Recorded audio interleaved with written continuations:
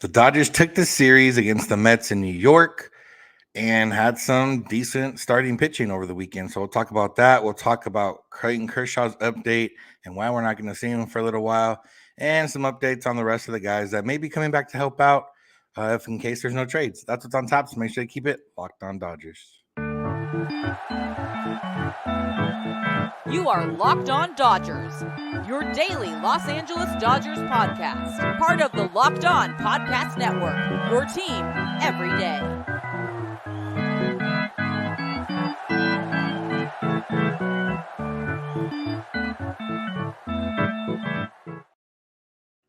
Yo, Dodger fans. Welcome to Locked On Dodgers. We are part of the Locked On Podcast Network, the #1 local sports daily podcast network. Locked On, your team every day. This episode of Locked On Dodgers is brought to you by eBay Motors. A championship team is about each player being a perfect fit. Same with your vehicle. So for parts that fit, head to eBay Motors and look for the green check. Stay in the game with eBay Guaranteed Fit. ebaymotors.com. Let's ride. eBay Guaranteed Fit only available to U.S. customers. Eligible items only. Exclusions apply. This is the daily podcast covering the Los Angeles Dodgers, bringing you the smart fans' perspective on our boys in blue. You can find us wherever you find podcasts and on YouTube simply by searching for Locked On Dodgers. And if you want to become a part of the everydayers, the people that listen every single day, you can make it easier and subscribe in each of those places, wherever you podcast and on YouTube, and get notified directly when a new episode is available. If this is your first time listening or watching, I'm Vince Samperio, usually joined by co-host Jeff Snider, but Jeff covered for me last week, so I'm covering a little bit for him this week, or at least today. We're both lifelong Dodger fans that have spent time covering the team. We've watched the Dodgers a lot. We've been in the press box. We've been in the locker room. We've talked to some players, and we've done a bunch of things, but we're not quite insiders. But either way, we're here to bring you the smart fans perspective on our boys in blue every weekday morning, and that's what I'm here to do today. The Dodgers came off the All-Star break and took 2 of 3 from the Mets in New York. It was an interesting series. Maybe if you had watched the series, you you maybe would be making fun of the Mets more than maybe praising the Dodgers. But either way, the Dodgers got 2 of those wins, and that's all that really matters. Doesn't matter how it comes, because that's how it goes. So the Dodgers extended their lead in the NL West. I believe the Diamondbacks came out and got swept. They're now in third place by half a game behind the Giants. So all around, that's a solid weekend for the Dodgers. We'll just kind of go through some of the games, some of the matchups, some of the ideas that happened over the next few games. We're going to talk about Clayton Kershaw, who we got an injury update that we didn't want to hear, but it's not a doomsday scenario, but not ideal. Then a couple updates on some potential help that might be on the way. But yeah, over the weekend, what we saw was the Dodgers get their starting pitching and their bullpen was pretty solid. Their pitching overall was pretty solid. They got a great outing from Julio on Friday, and they kind of talked about that after. He went 6 shutout innings on Friday, and Dave Roberts. The thing that's kind of been the talk of the weekend was Dave Roberts had told Julio, kind of vacation's over, it's time to go, and that's how Julio took it, and he said, he's ready to go. He's got 1, obviously the Dodgers season, 2, he's got a contract on the line. He said, I was on the injury list for a while. Now that I'm back, I feel like the vacation is over. It's time to get to work. And that's kind of what Roberts told him, vacation is over. For the Dodgers to really maximize this season, they're going to need Julio to be the Julio we saw. 6 shutout innings, 6 innings out last time, just the 1 run. They need that from him. They need him to become the bona fide ace again, just in case the Dodgers aren't able to land another ace. If you land another solid starting pitcher and you got Julio and you got somebody you trade for and you got Kershaw as your 1, 2, 3 heading into a playoff series, you feel a lot better. The Julio of the last 2 starts. If you get the Julio of the entire season so far, still a mixed bag. But if Julio can continue forward the way he has the last 2 games, and we're going to be in a good mix there.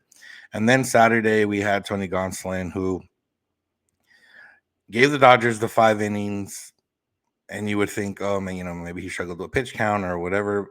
He didn't struggle with pitch count, but He only went the 5 innings. He only threw about, I think, 54 pitches total. And, some people were questioning that and everything else. The Dodgers bullpen ended up holding it down and not allowing a run. So it ended up working out for the Dodgers. And, Gonsolin had said, he could have went longer, but he had been hit hard so far that game. He had given up, I think, 9 balls that were over 95 miles an hour off the bat. And it was hot. Like, it was hot and humid in New York. He said he was having trouble finding the ball, finding the grip on the ball, that, the fastball was sliding out, the cutter or the sinker. One of his other pitches was kind of sliding out. He didn't have, the best command. Good enough, obviously, to get the job done for 5 innings. But, Dave Roberts said with a healthy bullpen coming off the All-Star break, he felt that was the right time to kind of make that move. And, it happens sometimes that guys just, if it's already hot and humid in New York, then if you're a guy that sweats a lot, who Gonsolin's, seems to be one of those guys, his jersey was drenched, sometimes you just can't find grip, and that happens. So, and then the Dodgers got almost 5 innings out of Bobby Miller, but he did look much better than he has a little bit the last couple of times. Miller ended up going 4 2/3, 4 2/3, just the 1 run allowed. The Dodgers did lose that game on Sunday in extra innings, but that was more so because they couldn't hit Max Scherzer and the offense couldn't get going, rather than any indictment on, the pitching staff. Miller struck out 5 and 4 2/3, just gave up the 1 run on a, play that it maybe could have been a double play, or, either way, it wasn't no bad start by any means. Then the Dodgers used a bunch of bullpen guys to get through the rest of that game. Went into the 10th inning.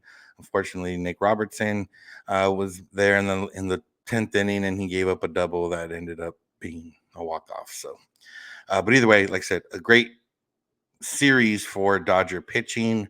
Dodger hitting, they got the job done. Like I said, just the 1 run on Sunday. They put up 5 runs on Saturday. They put up 6 runs on Friday. Mookie Betts continued to his hot streak. He hit a home run opposite field on Saturday. And, I saw people maybe kind of mentioning the fact, the home run derby didn't ruin his swing. Mookie Betts did an episode of his podcast with Francisco Lindor, and they talked about the home run derby.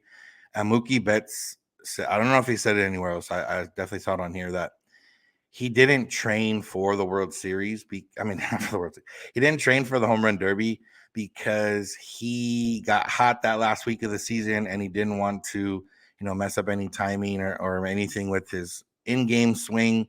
So he didn't do any training for the derby until he said he did about 10 minutes before the derby and batting practice. And yeah, so if you were worried about, Mookie Betts and his swing getting ruined, if he does struggle in the second half, or if he is, numbers are down a little bit, it's not necessarily because of the home run derby. It's just because he had such a hot first half. But again, he didn't train for the derby. So basically the 10 minutes before the derby and the actual, 3.5 minutes he did hitting those 11 home runs in the derby were the only times he was really trying to hit home runs. So no reason to blame anything more than that. Yeah, it was Friday night. It was top of the order that did the damage. Mookie had an RBI. Freddie had a couple RBIs. Will had an RBI. JD had an RBI. I think Rojas at the bottom of the order came up, but that was against Verlander, and they didn't have a hit through the first few innings. They ended up breaking through in the 5th inning, put up 3, put up another one in the 6th. Got to Verlander, got him out of there, and that was good to see. The next night they were facing Kodai Senga. And again, that game, they only put up 1 run through 7 innings. And it was tied 1-1 going into the 8th. And the Dodgers put up 1 in the 8th, ended up putting up 3 in the 9th, to kind of supplement that. Peralta had the big hit that day. JD also picked up another RBI. Mookie picked up an RBI. So, solid weekend offensively. They got what they needed to do. Max Scherzer shut him down on Sunday, but you're going to take 2 out of 3, and you're going to take 6 runs, 5 runs the first 2 games of the series. So Going to talk a little bit about the update we got on Clayton Kershaw and why we might not see him for a little bit longer than we thought. So that's what's on tap. So make sure to keep it locked on Dodgers. Today's episode is brought to you by Sleeper. If you want the chance to win more money with less picks, head to Sleeper, where you can win up to 100 times your money on just 2 or more fantasy baseball picks. And I'm going to give you a pick for tonight. So Mookie Betts has a show where he interviews players, and he's done 7 episodes so far. And on 4 of those days where he's recorded an episode, he's hit a home run. Well, Mookie Betts on Monday morning has an episode coming out with Cedric Mullins, which means I would hammer down that Mookie Betts, make your pick that Mookie Betts is going to homer on Monday, because it happens more often than not. It actually would have been 5 of 7 had one of the episodes not been pushed back a day. So he is hot when he records in the morning. So that make that one your picks. But you can make more than just one pick. You can make 2 picks all the way up to 8 picks, and you can win 100 times your money on daily fantasy baseball, because Sleeper offers 100 times payout, up to 8 pick contests. Choose many 8 players that you like and pick more or less on favorite baseball stats. So you would go Mookie Betts more than 1 or more than 0.5 home runs, or how you work it. Get your picks right, you could win big. So go check it out right now. And right now, when you download the Sleeper app, you can use the promo code Locked On, and you'll get up to $100 match on your first deposit. So that's a $100 match and 100 times your payout. So go check out Daily Fantasy Baseball with Sleeper today. Terms and conditions apply. See Sleeper's terms of use for details. Currently operational in over 30 states. Check out Sleeper today.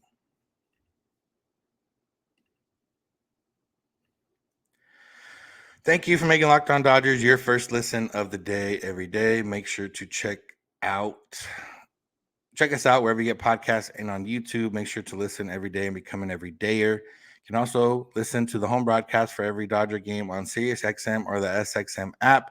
All you got to do is search Dodgers. Dodgers take on the Orioles tonight. If you can't watch but you want to listen, get SiriusXM or the SXM app, search Dodgers, and you can find the home broadcast there. All right, so like I mentioned, we got some news on Clayton Kershaw. They were expecting him to be back probably for this series against the Mets.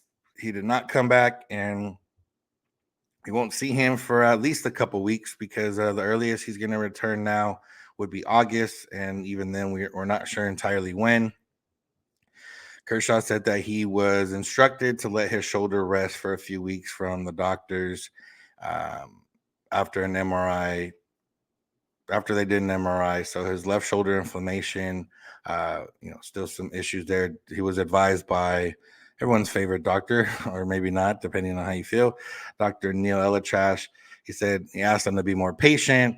So Kershaw will be out at least until August, which is at least a couple weeks. Kershaw said, "It's the weirdest thing. I feel completely fine. The shoulder feels good. I've just been told it has to rest. It's a weird deal. I've never had anything like it, to the point where I'm going to play catch and throw it as hard as I can, and they say it needs to rest. It's just weird. Honestly, I don't know what to make of it, but I'm just going to have to listen to them." Obviously, not an ideal situation for the Dodgers, because, one, you're missing one of your best pitchers for longer than you thought. You would hope there's no concern for Kershaw beyond this couple weeks of extra rest, even if that turns into like a month of rest. Like, you would hope there's no concerns beyond, hey, Kershaw might come back in the middle of August and might only make, 5-6 starts down the stretch before heading into the postseason.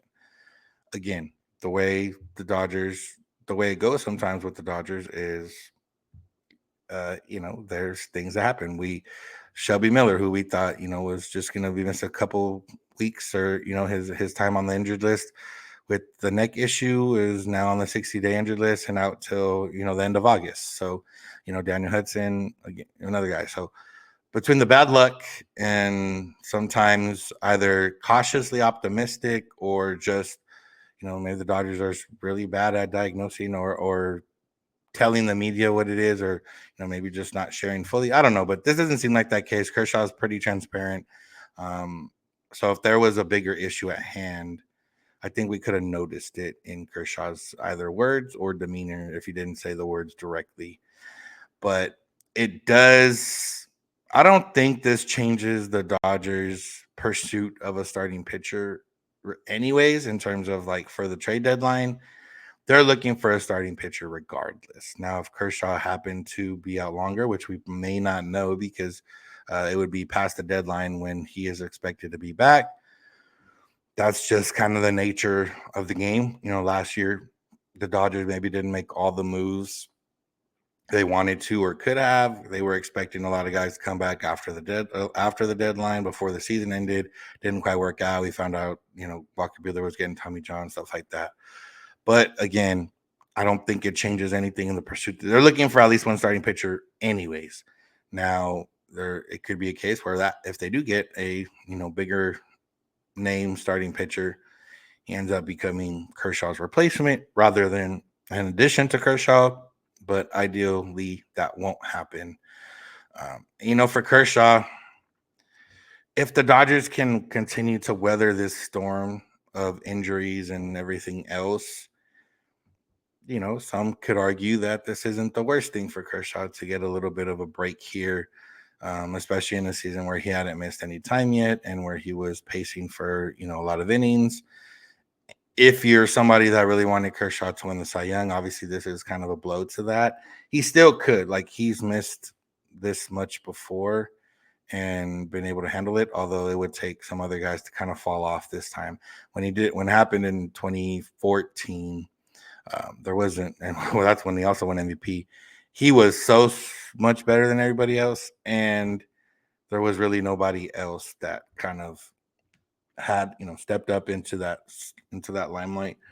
There's like nobody running away with the NL Cy Young, but again, just sheer volume play plus like the strikeout play and everything else with guys like Spencer Strider and even Zach Gallen that could help him. But either way, we're not concerned too much about Clayton Kershaw winning Cy Young. We want Clayton Kershaw healthy and ready for hopefully if at least the month of September and into the postseason. So it's not ideal, but we move on. Kershaw doesn't seem concerned yet, and that's just kind of the way it goes. So Dave Roberts kind of talked about it too, and he said, I think Clayton is doing everything he can to adhere to the doctor's orders, and when he's ready to pitch, he'll pitch. That's why it's hard to give that exact time period. It's just no one knows.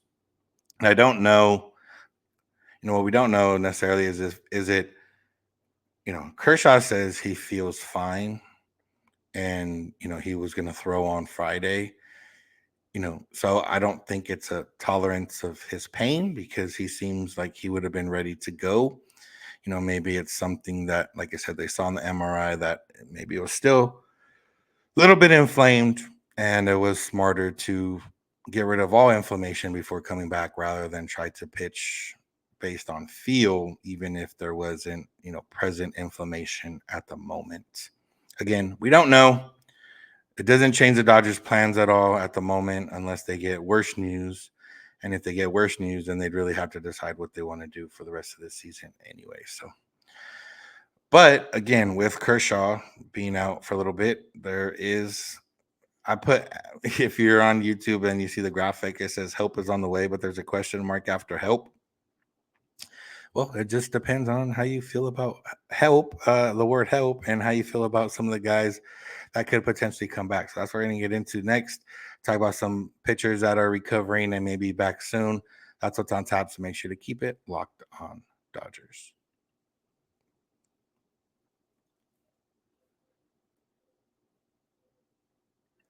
I want to thank you again for making Locked On Dodgers your first listen of the day. Make sure to subscribe wherever you get podcasts and on YouTube. Make sure you're listening every day and become a part of the Everydayers. Everydayers are a great group of people, and you can be part of that. You're not great already, but you could be even greater if you become an Everydayer. So go do that. Remember, if you can't watch the game tonight or any night, you can listen to the Dodgers home broadcast on SiriusXM with this with SiriusXM or the SXM app, all you got to do is search Dodgers. You can also find us on there if you want, if you search Locked On Dodgers. So another way to listen. Okay, so over the weekend, had a couple of pitchers make rehab starts for the OKC Dodgers, with potential help on the way. Like I said, help with the question mark, because one of those guys was Noah Syndergaard. Noah Syndergaard made a start for the OKC Dodgers. He doesn't have his velocity back suddenly, so unfortunately he's not out there throwing 95, 96 again. Velocity was basically where it was, maybe a little lower. He did get through 5 innings. I believe 5 innings.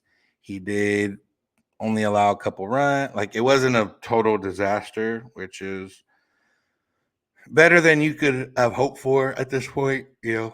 I think most people are pretty down and out on Noah Syndergaard, and I don't think at this point,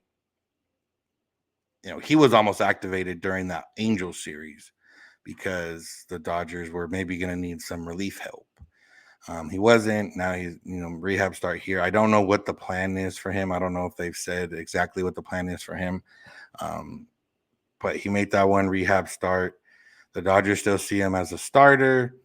Dave Roberts said, I don't want Noah's head to kind of go into a different place until that conversation, when and if it needs to happen, talking about whether he's a starter or reliever or how he should work.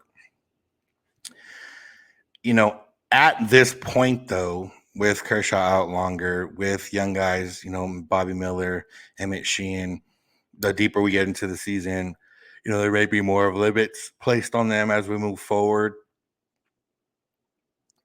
We may need Noah Syndergaard at least a couple of times, and need it with the loosest definition of the word need, in sense of just literally need an arm to throw. But again, if he's not, it's one of those things where he's built up to throw a lot of pitches, but if he's not effective, then it doesn't, going 5-6 innings, but giving up 6+ runs isn't ideal for the Dodgers. That's not necessarily giving you the best chance to win.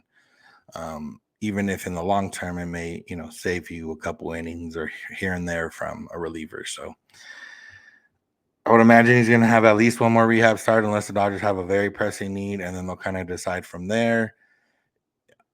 I don't know. Like I said, we don't know if he can come up and give the Dodgers 5 innings with like 4 runs allowed. Like, that's really all they need, just to kill some innings, or even start, like, would they start piggybacking them with like Sheehan or Miller, where one of them, maybe Syndergaard starts and kind of goes until he's either not effective anymore or he goes deep, and you have Miller or Sheehan close it out, and then they also get some relief experience. Like, I don't know which way they're going to go with it, but that is a potential arm that could help out the Dodgers with, again, the loosest definition of the word help. One guy that could actually help the Dodgers is Ryan Pepiot, who also made a rehab start over the weekend. He went just 2 innings. He's still, a little bit of ways away from coming back, but he went 2 innings. Everything went well. He was velocity-wise, he's stuff-wise. He had the changeup working. He looked, as good as you can look for somebody that hasn't pitched all season. Again, he only went 2 innings, which means next start's probably 3 to 4 innings. The start after that, 4 to 5 innings. Obviously, all based on pitch count more than innings, but that's just kind of the general sense of how they use innings. So it might be another 2 to 3 weeks before we see Pepiot, unless again there's another emergency and they need somebody called up right away.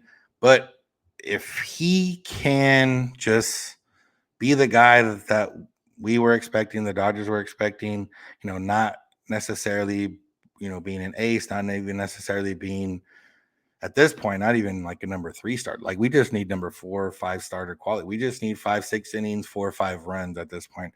I think Pepiot is capable of that, as long as he's commanding his pitches and not, if he's not giving up a lot of walks, his stuff is good enough to where he can hold his own and be that guy that the Dodgers need in terms of giving him some length and giving him some effectiveness. So this one's a little bit more exciting than Syndergaard in the sense of this, Pepiot might actually help. And depending on what happens at the deadline, what happens with Kershaw, like by the time Pepiot's ready to go, they might not need a starter per se. They might need a reliever, or they might piggyback him with Miller or Sheehan and try to, kill 7 innings between the two or kill 8 innings between the two, every 5th day or so. So that's possible.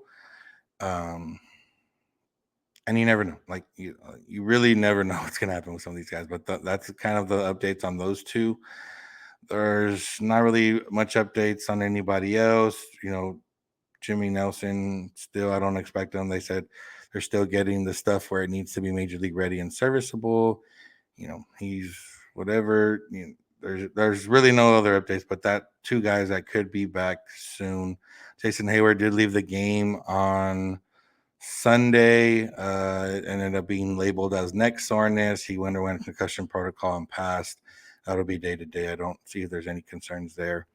The only really update on the trade front is that the Angels were reported as in listening mode now on deals, and then they ended up, I think, when they're still in the hunt for a wild card spot. I think they're only 4 games out. So again, I don't expect him to get traded unless the Angels lose 10 games in a row or something like that. But if he is traded, that would help in the sense that the Dodgers would have to kind of go to a 6-man rotation. And then all these arms they have, we're looking for ways to maybe limit Sheehan and Miller's innings. Going to a 6-man rotation is one of the ways to do that. If they got Ohtani, that's one of the ways to go. The interesting thing to watch with Ohtani too, and like I said, watching the Angels. If the Angels lose the next 5-6 games, they're sitting on July 23rd, and they've lost 5 in a row, and they are 8 games out of a playoff spot. And whatever. But the other thing with Ohtani is that he's been dealing with a blister on his hand. The Angels keep trotting him out there to pitch. Like he had one. They didn't let him pitch in the All-Star game. Then he pitched coming out of the All-Star break, and he had the same issue. And then as of now, he's still expected to pitch this week. Even, I know they're between a rock and a hard place. Like the Angels need to try to win in order to not justify not trading Ohtani, but they also kind of need to protect the asset if they do need to trade him, and making him pitch with the blister and having an issue, probably not the best way to do that. But regardless, I'm not going to tell Artie Moreno how to run his team, or I'm not going to tell, everyone else how to run their team. That's just a thought I had. But either way, July 17th, trade deadline coming down. 2 weeks, almost 2 weeks to the day away. We'll see what happens. There's going to be it's been very quiet so far. I think the Padres acquired Ben Gamel, but it's been pretty quiet so far. I'm interested to see how the next couple weeks play out. So that's going to do it for today's episode. Thank y'all for listening. Thank you for making Locked On Dodgers your first listen of the day every day. Make sure to become an everydayer by listening every single day, or close to every single day as you can. Make sure to tell your friends and family. Make sure they become everydayers. If you guys are all a group of everydayers, you guys will just walk around much happier in life. I'm not going to guarantee it, but I can give as close to a guarantee as possible that would be the case. You can find us on social media, Twitter and Instagram at Locked On Dodgers. Jeff is on Twitter at Snider. I'm at Vince Samperio. DMs are open on all those accounts if you need to get a hold of us. You can also get a hold of us via voicemail text at 323-863-LOCK. That's 323-863-5625. You can also send us an email, lockedondodgers@gmail.com. We're here every weekday morning, and we hope you'll be here with us. When you're in your car or sit on your couch, tell your smart device play podcast, Locked On Dodgers. And remember, you don't have to agree. You just have to listen. Have a good one.